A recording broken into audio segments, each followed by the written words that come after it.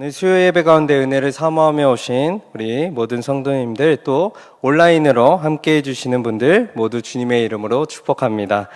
이 시간 옆에 분과 한번 인사하겠습니다. 너무 잘 오셨습니다. 네, 잘 오셨습니다. 은혜 많이 받으시다. 네. 한 가지 더 인사하실 텐데, 예수님을 깊게 사랑합시다 라고 인사하겠습니다. 아멘. 감사합니다. 여러분, 속담 중에 이런 말이 있습니다. 사촌이 땅을 사면 배가 아프다라는 말이 있죠. 아무리 가까운 사람이라도 그 사람이 나보다 잘 되는 걸 보면 나도 좀 배가 아프다라는 것입니다. 좀 부끄러운 얘기지만 저에게 동생 한 명이 있는데 친동생에게 질투를 많이 했습니다.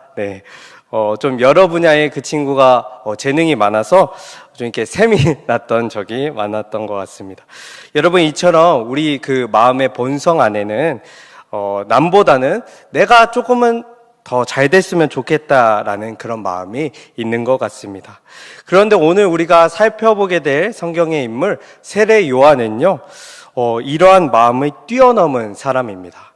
오늘은 그 세례 요한이 어떤 사람인지 우리가 한번 말씀을 통해 살펴보는 시간을 갖겠습니다. 먼저 세례 요한의 외모에 대해서 설명하는 말씀을 우리가 볼 텐데, 굉장히 독특한 외모를 갖고 있는데 마태복음 3장 4절 우리 같이 한번 읽겠습니다. 시작. 이 요한은 낙타털 옷을 입고 허리에 가죽 띠를 띠고 음식은 메뚜기와 석청이었더라. 아멘. 요한은요, 되게 독특한 외모를 갖고 있었습니다. 거친 낙타털 옷을 입고요, 음식을 제대로 먹지 않고 제대로 된 음식이 아닌 뭘 먹었죠? 메뚜기와 석청. 석청을 찾아보니까 야생 꿀이라고 하더라고요. 이 모습을 통해서 생각해 보니까 확실히 우리가 알 수 있는 거는요, 요한은 입는 것과 먹는 것에는 집중하지 않았다라는 것입니다. 그러면 대신 요한이 집중했던 것이 무엇일까요? 우리가 마태복음 3장 1절에서 2절을 같이 한번 읽어보겠습니다. 시작. 그때에 세례 요한이 이르러 유대 광야에서 전파하여 말하되 회개하라, 천국이 가까이 왔느니라 하였으니. 아멘. 여러분, 요한이 집중했던 것이 바로 이것입니다. 무엇이냐면 회개를 외치는 것입니다. 요한은 사람들에게 너희들의 죄를 하나님께 자복하고 고백하라라고 촉구하고 그러한 자들에게 세례를 주었습니다. 세례 요한의 때와 같이 여러분, 우리 시대에도 필요한 것은 무엇이냐면 바로 회개인 줄 믿습니다. 오늘날 많은 설교들을 우리가 좀 유튜브에서든 들어보면 위로와 사랑의 좀 메시지가 많은 것 같습니다. 그런데 여러분, 사실은요, 제대로 된 하나님의 은혜와 사랑을 깨닫기 위해선 먼저 나 자신이 죄인임을 분명히 알아야 된다라는 것입니다.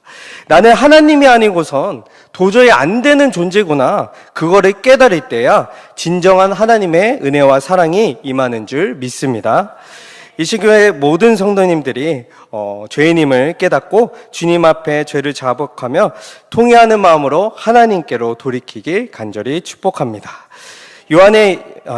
여러분, 요한의 이 사역은요, 많은 사람들의 마음을 움직였습니다. 마가복음 1장 5절 우리 같이 한번 읽겠습니다. 시작. 온 유대 지방과 예루살렘 사람이 다 나아가 자기 죄를 자복하고 요단강에서 그에게 세례를 받더라. 그냥 몇몇의 사람이 온 것이 아니라 온 유대 지방과 예루살렘 사람들이, 그 많은 사람들이 요한에게 찾아와서 세례를 받고 죄를 고백했다라고 합니다. 이 굉장한 요한의 그 세례 운동으로 인해서 많은 사람들이 요한을 따르게 되었습니다. 심지어는 나중에는 요한을 따르는 제자까지 생길 정도로 요한의 이 세례 운동이 활발하게 이루어졌습니다. 여러분, 칭찬은 조금만 들어도 사람을 싱글벙글하게 합니다. 또 인정해주는 말 한마디만 들어도 그날 하루가 기분이 좋아지지 않습니까? 그런데 요한은 그 차원을 넘어서서 이미 성공한 사역자로 많은 사람들에게 이름을 떨치고 있었습니다. 심지어는요, 그 당시에 역사를 기록했던 요세푸스라는 역사가마저 이 세례 요한의 엄청난 영향력에 대해서 적고 있다라는 것입니다. 우리가 생각해 보면 이쯤 되면요, 좀 이렇게 해이해지거나 기고만장해질 법도 합니다. 그러나 요한은요, 자신의 임무가 세례 운동뿐만이 아니라 예수님을 소개하는 것, 그것이 자신의 사명이란 걸 잊지 않고 그 예수님을 소개하는 것을, 그 사명을 감당하게 됩니다. 예수님을 요한이 어떻게 소개하는지 우리 요한복음 1장 27절 같이 한 목소리로 읽어보겠습니다. 시작! 곧 내 뒤에 오시는 그이라 나는 그의 신발끈을 풀기도 감당하지 못하겠노라 하더라. 아멘. 지금 요한은 예수님을 막 소개하는데요. 소개하는데 예수님 소개하는 그 장면에 요한이 따르는 사람들이 굉장히 많은 그곳입니다.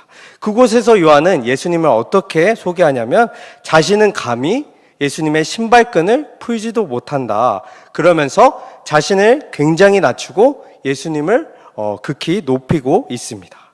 또한 요한복음 1장 33절을 보면 요한은 물로 33절을 보면 요한은 물로 세례를 베푸지만 예수님은 그런 자신과는 비교도 안 되게 어떤 걸로 세례를 베푼다고 나와 있죠? 성령으로 세례를 베푼다라고 고백하고 있습니다. 여러분, 지금 요한은요, 자신을 따르고 자신을 바라보던 그 많은 사람의 이목을 자신에게로 더 돌리는 것이 아니라 누구에게로 돌리냐면 바로 예수님께로 돌리고 있습니다. 내가 진짜가 아니라 저분이 진짜다, 예수님이 진짜다라고 하면서 예수님께로 사람들의 시선을 돌리고 있습니다. 여러분, 저는 요한의 이 모습을 보면서 참 이 모습 참 어려운 일이다라고 생각이 들었습니다. 왜냐하면 서두에 얘기했듯이 사람 마음속에는 내심 남보다는 내가 조금 더 잘 되고자 하는 마음이 있기 때문입니다. 여러분, 이렇게 요한이 예수님을 막 드높이다가 어쩌면요, 광야에서 막 이렇게 고생하면서 지지를 고생하면서 막 이렇게 활발하게 이룬 이 사역의 보상은커녕 예수님께 혹시나 사람들이 다 빼앗길 수도 있잖아요. 그런데 그런 일이 실제로 일어나게 됩니다.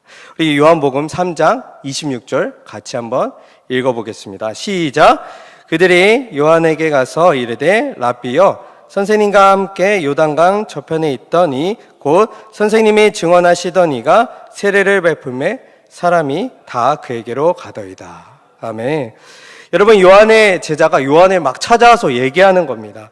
선생님, 원래 우리한테 오던 그 제자들이 우리한테 오질 않고 이제는 예수님께로 가버리지 않습니까? 우리 어떡합니까? 하면서 이렇게 걱정하게 됩니다. 여러분, 요한이 얼마나 고생해서 만든 이 세례 운동이고 얼마나 이렇게 고생해서 많은 사람들에게 은혜를 끼쳤습니까? 그런데 이제 그 사람들이 다 요한에게 오지 않고 예수님께 가버린다니 우리 인간적인 생각으로는 얼마나 배가 아프겠습니까? 그러나 그때 요한은 신기하게도 이러한 대답을 하게 됩니다. 요한복음 3장 29절인데 우리 같이 한번 큰 목소리로 읽겠습니다. 시작! 신부를 취하는 자는 신랑이나 서서 신랑의 음성을 듣는 친구가 크게 기뻐하나니 나는 이러한 기쁨으로 충만하였노라. 아멘. 요한은 아주 뜻밖의 대답을 하는데 뭐라고 하냐면 이 상황을 뭐라고 하냐면 난 기쁘다, 참 기쁘다라고 합니다. 여러분, 결혼식장에서 주인공은 신랑입니다. 요한은요, 주인공은 내가 아니라 신랑 대신 예수님이라고 하면서 자신은 그 신랑의 친구로서 예수님이 잘 되는 모습만 봐도 난 너무 기쁘다라고 고백하고 있습니다. 제가 준비한 그림이 있는데 그림 하나 보겠습니다. 예전에 아동부 설교할 때도 이 그림을 썼는데 조금 유치하긴 하지만 전 이 그림을 보면서 좀 처음에 되게 놀랐습니다. 마음이 좀 인상이 깊었는데 여러분, 이 그림은 세례 요한이 예수님을 바라보는 표정입니다. 요한의 표정이 어떻습니까? 네, 아주 반가운 표정, 굉장히 뭉클하면서도 기뻐하는 표정이 담겨 있습니다. 사실 요한은요, 그 많은 세례 운동을 하면서 고생 지지를 하면서 세례 운동을 막 크게 키웠지만 그걸로 얻는 기쁨보다도 누구를 기다리는 기쁨이 컸을까요? 예수님을 기다리는 기쁨이 너무나도 컸습니다. 간절한 마음으로 예수님을 기다렸던 것입니다. 여러분들께 질문하고 싶습니다. 오늘 여러분과 저는 누구를 기다리고 있습니까? 우리는 과연 예수님을 향해서 저 표정을 갖고 있습니까? 요한이 얼마나 예수님을 기다렸으면, 얼마나 예수님을 사모했으면 저 표정이 나왔을까요? 요한과 같은 마음으로 예수님을 사모하는 우리 이신교회 모든 성도님들이 되시길 주님의 이름으로 축복합니다. 예배의 자리에 나와서 다른 걸 기대하는 것이 아니라 예수님을 기대하고 만나는 여러분들이 되시길 주님의 이름으로 축복합니다.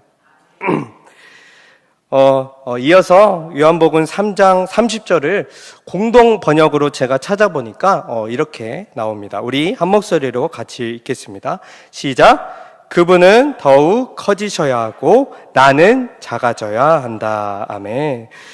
여러분, 요한의 참 대단한 점은요, 그가 이제부터는 예수님을 위해서 어떻게 하냐면 일부러 점점 작아졌다라는 것입니다. 저는 이 모습은 진짜 사람의 심성으로는 도저히 불가능하다라는 생각이 들었습니다. 그런데 예외적으로 가능할 때가 있습니다. 어떨 때가 가능할까요? 그게 언제냐면요, 그 대상을, 그 사람을 나 자신보다 더 사랑할 때입니다. 요한은요, 자신보다 예수님을 더 사랑했던 것입니다. 비록 요한의 제자들이 이제 요한을 찾지 않고 예수님께 떠나더라도, 이제 사람들에게서 요한의 이름이 점점 잊혀지더라도 그래도 괜찮았습니다. 왜냐하면 그 정도로 예수님을 사랑했기 때문입니다. 그분이 잘 되는 것이 요한의 기쁨이었기 때문입니다. 오늘 요한의 이 마음은요, 교회에서 우리가 무엇 때문에 기뻐해야 되는지 우리에게 알려주는 좋은 메시지입니다. 교회 안에서 우리가 주인공 되고 주목받을 때 솔직히 기쁩니다. 그러나 우리가 더 기뻐해야 될 때가 있다라는 것입니다. 언제냐면 요한처럼 내가 아닌 예수님이 주인공이 될 때라는 것입니다. 예수님이 일신교회의 머리가 되실 때, 예수님이 우리의 주인이 되실 때, 우리의 뜻이 이루어지는 것이 아니라 예수님의 뜻이 이루어질 때 우리가 기뻐해야 된다라는 것입니다. 그게 정말 예수님을 사랑하는 사람인 줄 믿습니다. 우리 일신교회 성도님들 모두가 나 자신보다도 예수님을 더욱 사랑하시길 주님의 이름으로 축복합니다. 예수님을 이렇게 주인공으로 높여드리는 기쁨이 충만하게 되시길 간절히 축복합니다. 요한복음 3장 29절을 자세히 보니까 되게 우리가 새로운 걸 알 수 있습니다. 3장 29절 우리 다시 한번 한 목소리로 읽어보겠습니다. 시작. 신부를 취하는 자는 신랑이나 서서 신랑의 음성을 듣는 친구가 크게 기뻐하나니 나는 이러한 기쁨으로 충만하였노라. 아멘. 이 말씀에서 요한은 누구라고 표현되어 있냐면, 누구라고 표현되어 있죠? 신랑의 음성을 듣는 친구. 여러분, 이 친구라는 표현은요, 그냥 가볍게 넘길 표현이 아닙니다. 여러분, 대체 누가 예수님의 친구였습니까? 복음서에서 대부분은요, 예수님과 예수님의 제자들, 예수님과 그 스승과 제자의 관계였습니다. 그러나 요한은 예수님의 친구라고 합니다. 여러분, 친구와 사제지간의 차이점이 무엇일까요? 네. 스승과 제자는요, 뭔가를 가르치고 깨우치는 그런 입장이라고 한다면, 친구는요, 같은 위치에서 서로의 마음을 이해하고 나누고 생각해주는 그런 관계라는 것입니다. 마가복음을 공부하면서 마가복음에서는 예수님이 3번이나 제자들에게 나 이제 곧 있으면 고난을 받고 죽어야 된다라는 애타는 마음을 말씀하십니다. 그럴 때 제자들은요, 사실 예수님과 같이 자고 먹고 자고 가족보다도 더 가까운 사이였잖아요. 그런데 그럼에도 불구하고 제자들은 그 예수님의 그 심정, 사명의 무게, 어려움에 대해서 이해하지 못했습니다. 오히려 베드로는 어떻게 했습니까? 막 달려들어서 막 예수님을 붙잡고 항변하면서 절대 그럴 수 없다라고 하고, 많은 다른 제자들마저 두려워하고 깨닫지 못했습니다. 게다가요, 겟세마네 동산에서 예수님이 그 고난 때문에 어려워하고 기도하고 있을 때 제자들은 어떻게 했습니까? 네, 졸기에 바빴습니다. 여러분, 그러나 요한은요, 예수님의 친구로서 예수님의 이 사역의 무게를 알고 있었습니다. 다음 구절을 보면서 참으로 놀랐는데, 우리가 요한복음 1장 29절 한 목소리로 한번 읽어보겠습니다. 시작! 이튿날 요한이 예수께서 자기에게 나오심을 보고 이르되 보라, 세상 죄를 지고 가는 하나님의 어린 양이로다. 아멘.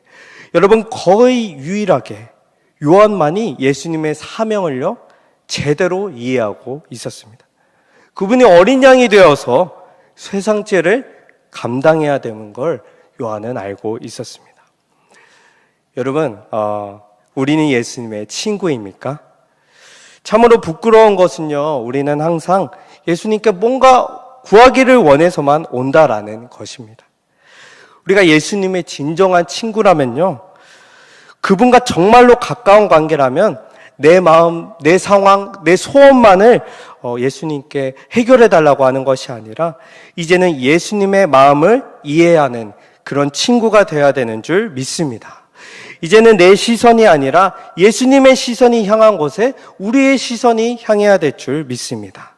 내 뜻, 내 소원들을 이루기보다도 예수님의 뜻을 이루어드리는 우리 모두가 되길 주님의 이름으로 간절히 축복합니다.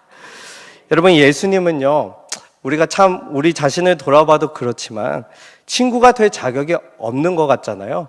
그런데 그럼에도 불구하고 요한복음 15장 15절에 우리를 친구로 불러주십니다. 우리가 15장 15절 같이 한번 읽어보겠습니다. 시작! 이제부터는 너희를 종이라 하지 아니하리니 종은 주인이 하는 것을 알지 못함이라. 너희를 친구라 하였노니 내가 내 아버지께 들은 것을 다 너희에게 알게 하였음이라. 아멘. 참으로 은혜로운 말씀입니다. 예수님이 우리 자격 없는 우리를 친구로 삼아 주셨다라는 것입니다. 그러면서 우리와 모든 걸 나누는 친구라고 말씀에서 표현합니다. 그런데 여기서 끝나지가 않습니다. 요한복음 15장 13절을 우리가 추가로 보게 되면 예수님은 그거를 넘어선 굉장히 둘도 없는 특별한 우리들의 친구라는 걸 우리가 이해할 수 있는데요. 요한복음 15장 13절 같이 한번 읽어볼게요. 시작! 사람이 친구를 위하여 자기 목숨을 버리면 이보다 더 큰 사랑이 없나니. 아멘. 예수님 우리의 특별한 친구인데 어떤 친구일까요? 예, 우리 위해 목숨을 버린 친구입니다. 더 이상의 큰 사랑이 없을 정도로 우리를 사랑해주는 친구입니다. 예수님의 이 사랑을 묵상하면서 저도 마음이 조금 뭉클하면서 그런 마음이 들었습니다. 아, 그래, 예수님께서 나를 이 정도로 사랑해주고 나에게 이런 둘도 없는 친구가 되어주셨으니 나도 예수님의 친구가 되어야겠다. 우리 이신교회 모든 성도님들 예수님의 진정한 친구가 되시길 주님의 이름으로 축복합니다. 그저 예수님과의 마음을 나누는 정도, 그것을 넘어섰으면 좋겠습니다.